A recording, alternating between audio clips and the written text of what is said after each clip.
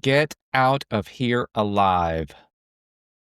Inner Alchemy and Immortality by Sol Luckman. Read by the author. Dedication. For my fellow riders on the storm. Preface. Thank you for getting off the beaten track enough to join me in entertaining, in a completely non-dogmatic way, the admittedly radical possibility that death doesn't have to be the end of life's journey. I realize this is a hefty proposition, and that extraordinary claims require extraordinary support. I can only hope that you find in these pages the inspiration and tools to stop looking outward for proof of important things, if you haven't already, and start or continue looking inward to decide for yourself if my concepts have merit. This book is especially for anyone who already qualifies as or is open to becoming a free thinker, defined by Merriam-Webster as one who forms opinions on the basis of reason independently of authority.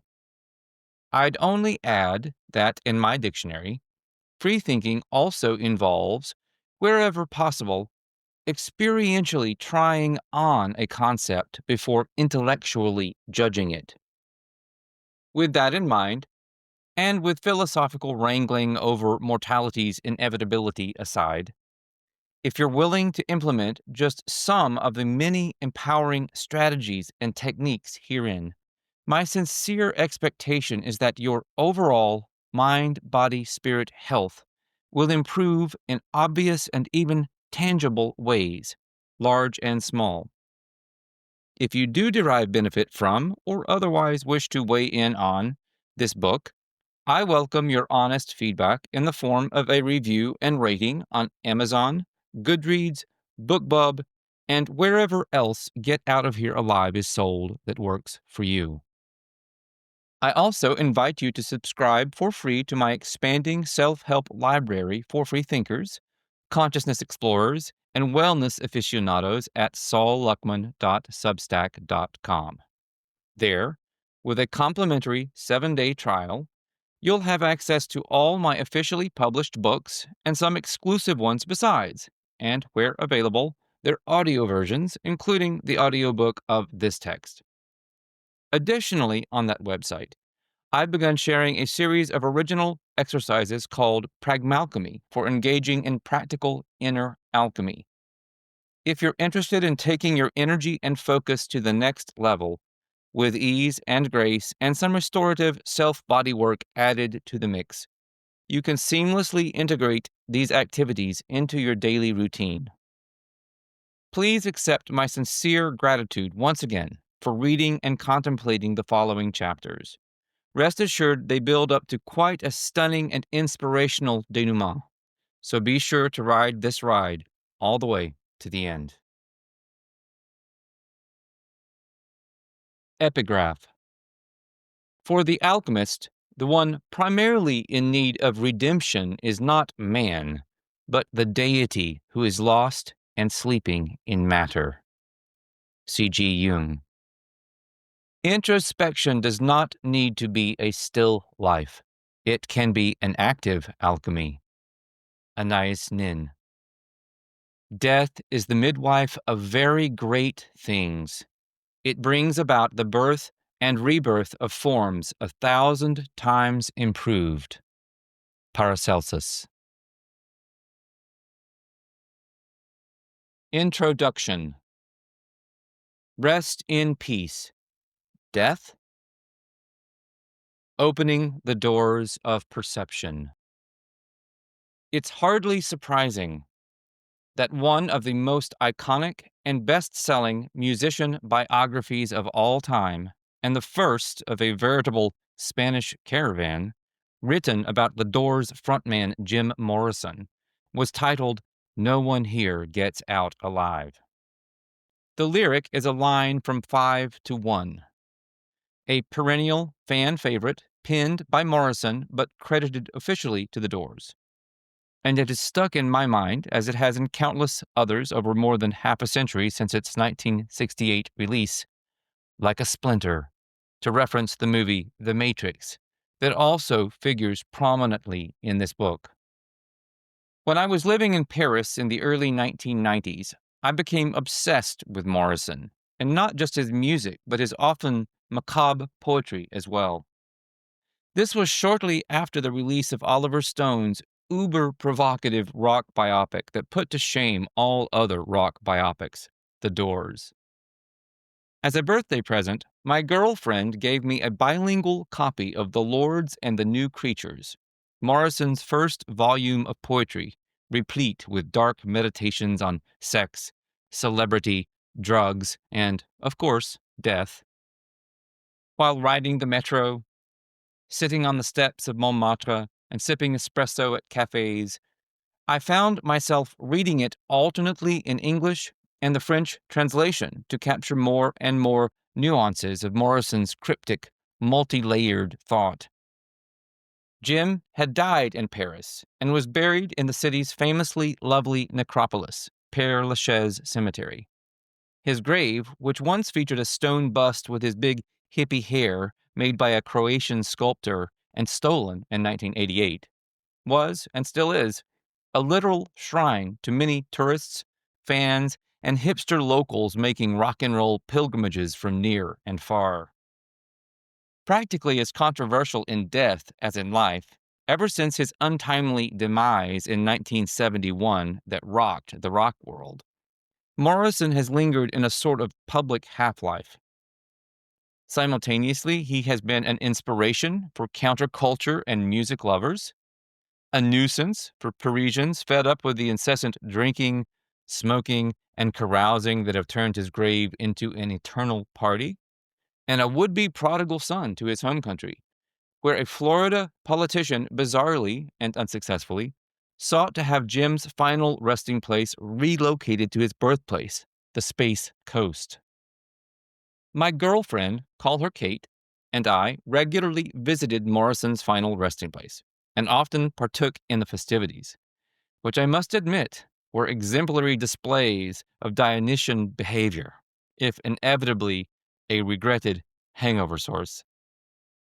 Filled with more cemeteries, church crypts, and bone-lined catacombs than you could shake a Gauloise at, Paris invited an ongoing meditation on the afterlife. Like Harry Potter's Myrtle without the moaning, I regularly found myself contemplating the seeming inevitability of death. And then one overcast Parisian winter afternoon half a decade later, when I was back in town visiting a new girlfriend, while standing in front of Morrison's grave strewn with flowers and cigarette butts yet again as if no time had elapsed and nothing had changed, the doors of my perception, hat-tipped to William Blake and Aldous Huxley, suddenly burst wide open when a still, small voice inside me asked this simply disarming question: does no one here get out alive? Might there be an alternative to death? That splinter of a question would ever after irritate my gray matter with a curious itch I couldn't scratch. Known as the Lizard King, a double-edged epithet if ever there was one, Morrison was infamous for his fascination with all things shamanic and mystical, an interest that undoubtedly informed his own obsession with mortality. Not long after my last visit to Paris, suffering from a mysterious and debilitating autoimmune illness with elements of chronic fatigue and fibromyalgia, I embarked on my own healing journey through the valley of the shadow of death. I've written extensively about this shamanic phase of mine in my second book on the regenetics method, Potentiate Your DNA. Regenetics is a powerful sound healing technique that ultimately restored my health, that I developed with my life partner, Lee. I'll have a great deal more to say about this work in relation to the critically important subject of energy preservation and cultivation in a later chapter. During this transformational period, as I sought to heal my wounded body, mind, and spirit, I began extensively studying shamanism, mysticism, alchemy, physics, epigenetics, and many other disciplines. This information slowly but surely wove itself together into a very different conceptual fabric from the comparatively more normy one to which I was accustomed. Out of this novel inner tapestry emerged my initial book on regenetics, conscious healing, in which I first examined the fringe notion that there might just be an alternative to death and dying. In my most recent book, The World Cult and You, Your Place in It and Your Way Out of It, in which regenetics played a comparatively minor role, my questioning of death's unavoidability went even deeper. This book you're reading is a continuation of that examination, with a new and vastly expanded emphasis on shamanic and alchemical concepts and processes that have everything to do with the most straightforward, and maybe only, way of getting out of here alive. I'll clarify exactly what I mean by alive in due course. Trust me, it's pretty cool, even if it may not be exactly what you expect. For the time being, let me assure you that the territory I'll cover offers an absolutely fascinating vista into the undiscovered country of the beyond. Long before discussing the ultimate and optional hero's journey into the great unknown, however, the material I'll be sharing through much of this book is designed to improve your life today in a myriad of subtle and not so subtle ways, even as your consciousness is prepped for much greater possibilities of worldly transcendence. What is this place? Before we go further into a discussion of getting out of here, let's take a moment to define what is meant by here.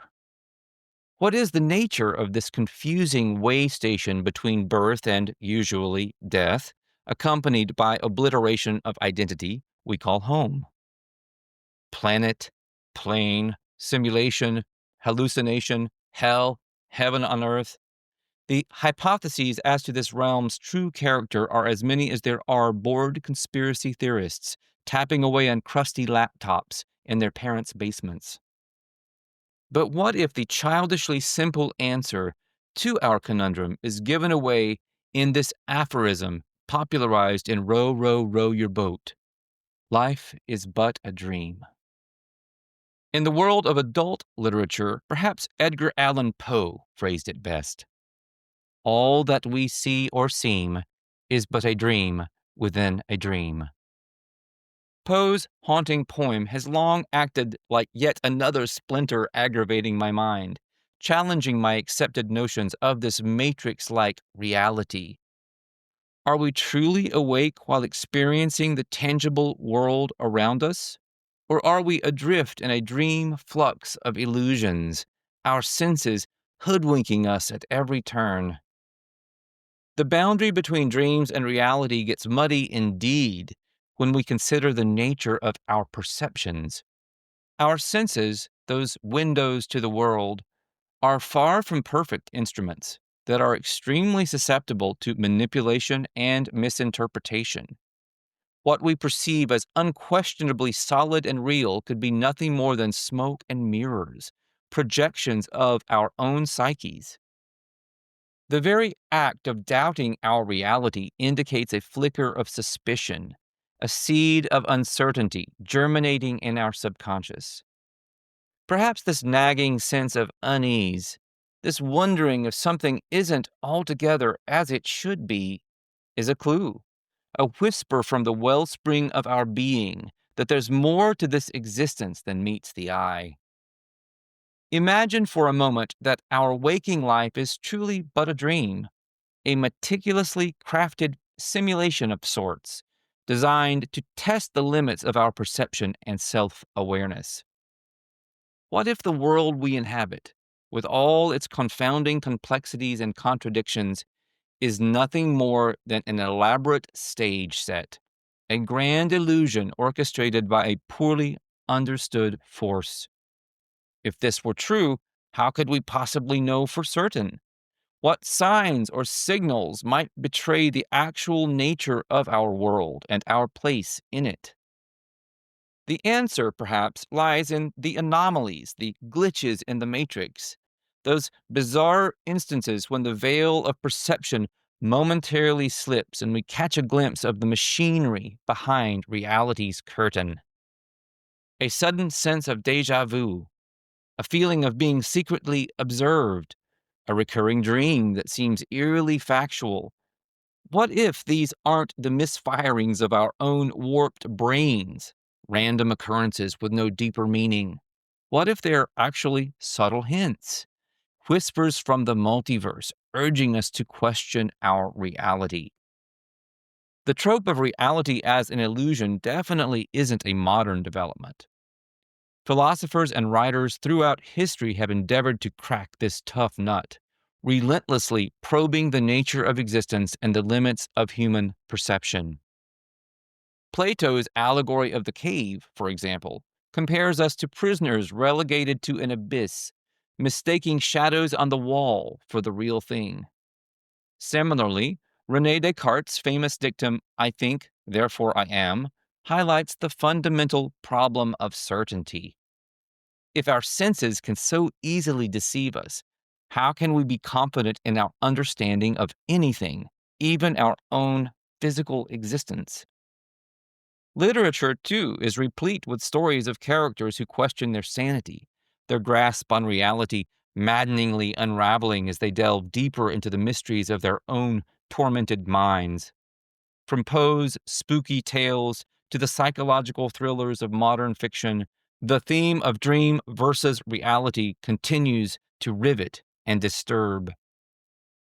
If we're indeed, like Neo in The Matrix, living in a dream world, the inevitable questions then become, can we wake up? If so, how do we wake up? What exactly awaits us if and when we do wake up? The possibility of waking up from, or even in, the dream offers a glimmer of hope, a sense that there's more to existence than this mundane rat race. It suggests that we're not just NPCs, non player characters in a pre programmed reality, but that instead we're capable of becoming truly conscious players with the power to shape our own destinies. Out through the in door.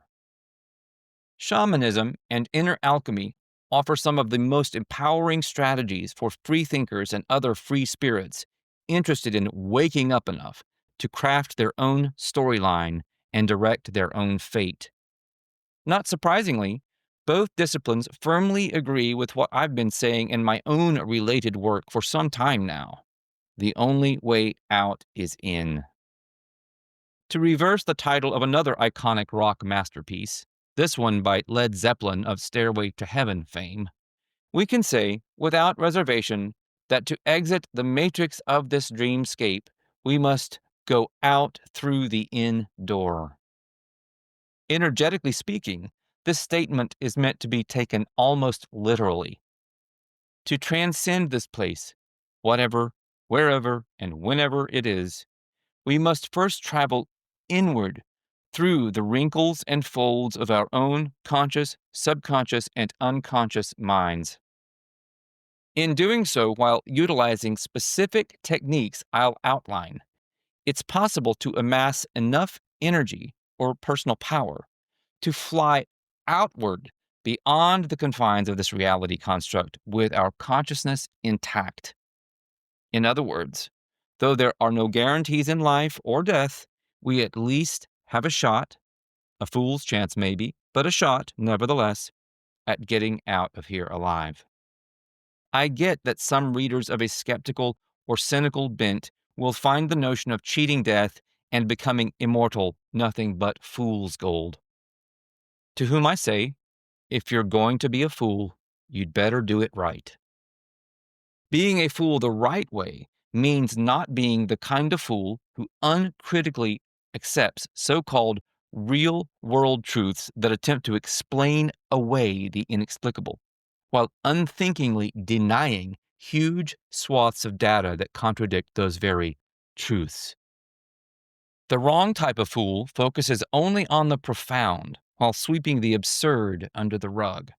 The right kind, however, realizes that profound and absurd don't exist in isolation, but as a meaningful paradox at the center of human experience, the absurdly profound.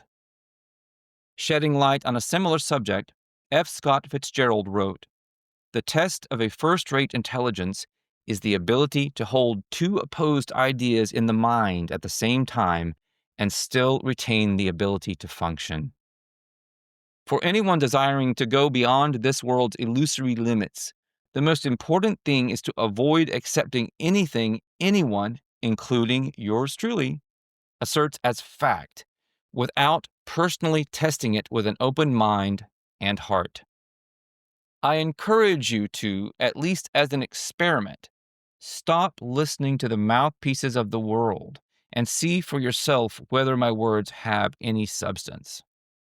That means getting in touch with your inner shaman and committing to alchemically transforming the lead of your current diminished reality into the gold of your total expansive self.